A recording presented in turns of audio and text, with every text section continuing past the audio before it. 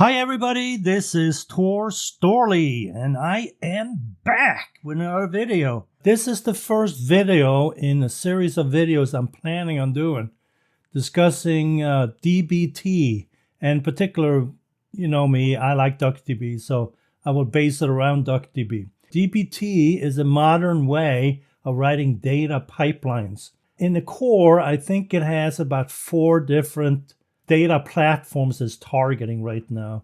One of them is, of course, Snowflake. One, of course, is Databricks. And there's a couple of others. I can't remember the top of my head. However, BigQuery, stuff like that. I wanted to kind of acquaint myself because, you know, I've been working for many years with this stuff. And I kind of wanted to catch up with what's going on today. And so I signed up for a Udemy course. It's called DBT from zero to hero or something. Let me see if I can find it. So here you can see, this is the guy that is teaching the course that I took. And there's other courses here too. You never really know what you're going to get till you signed up. So you're looking at the starring and so forth. However, this guy has been around for a while and, you know, he's a bestseller according to this.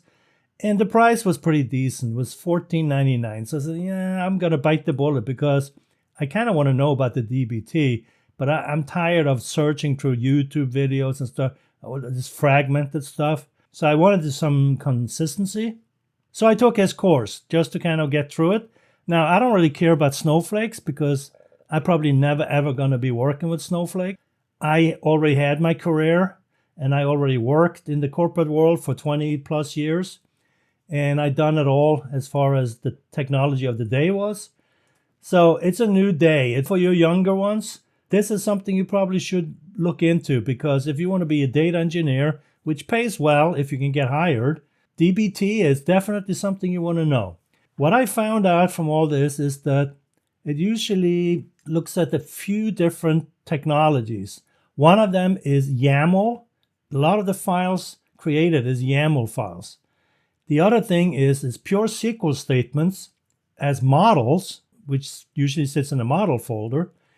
And then you can, apply things like variables. You can apply things like macros, which is another word for functions, etc., etc. But once you start getting the hang of it, you can get started pretty quick. So what we want to do in this video series, I really don't know how many videos I'm going to make, but I'm starting out with this one. If you're really interested in becoming a data engineer and work in a corporate setting, large corporations, you should probably check this guy out because he discusses how you connect to Snowflake, how you work with Snowflake, and all the DBT stuff.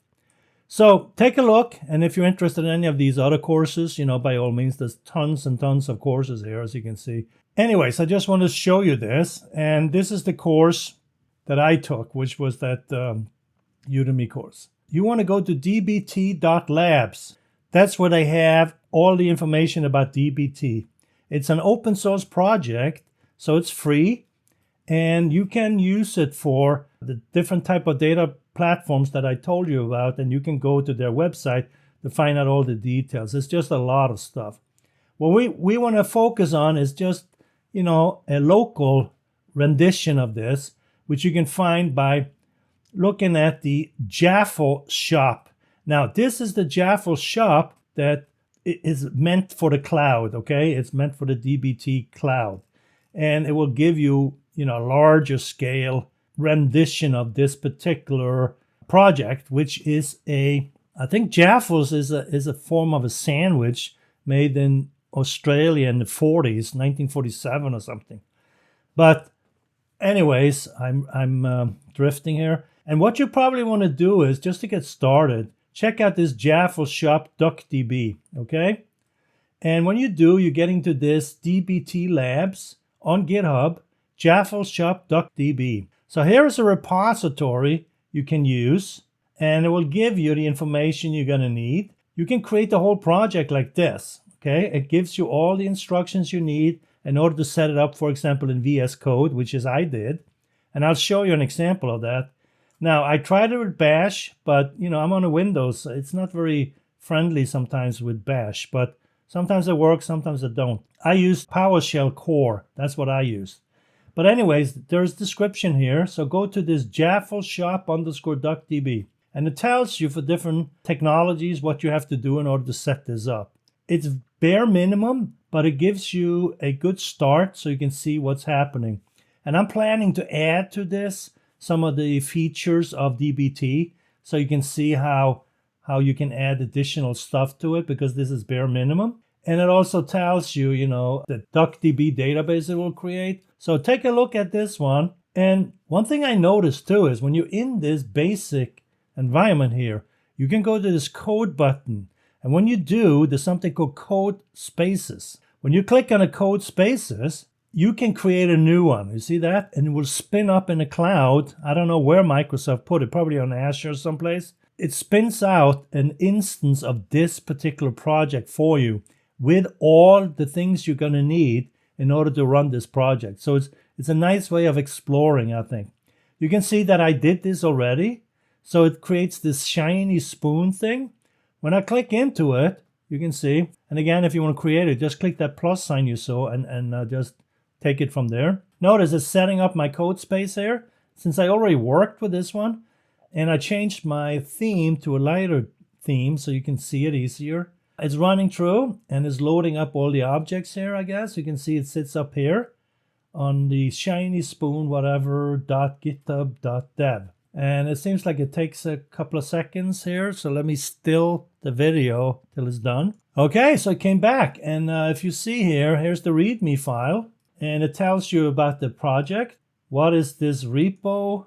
And when you click here, you can read about it. Let me see here. This is VS Code shell, as you can see, sitting up in the clouds.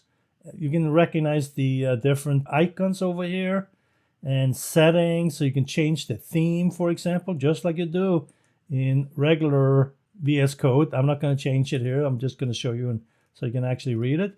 Notice it needs prerequisites of Python 3.13, okay?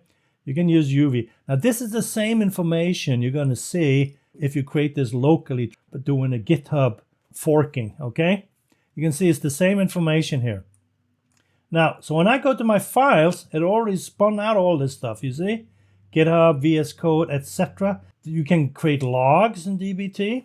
And of course, you got models. And the thing about data pipelines is that you usually have stages. I think Databricks is using terminology such as bronze, silver, gold, depending on how far up you are towards the clients. Meaning bronze is kind of the beginning, and then you do some transformations, and then you get into silver. It varies a little bit how much work you do within each of these.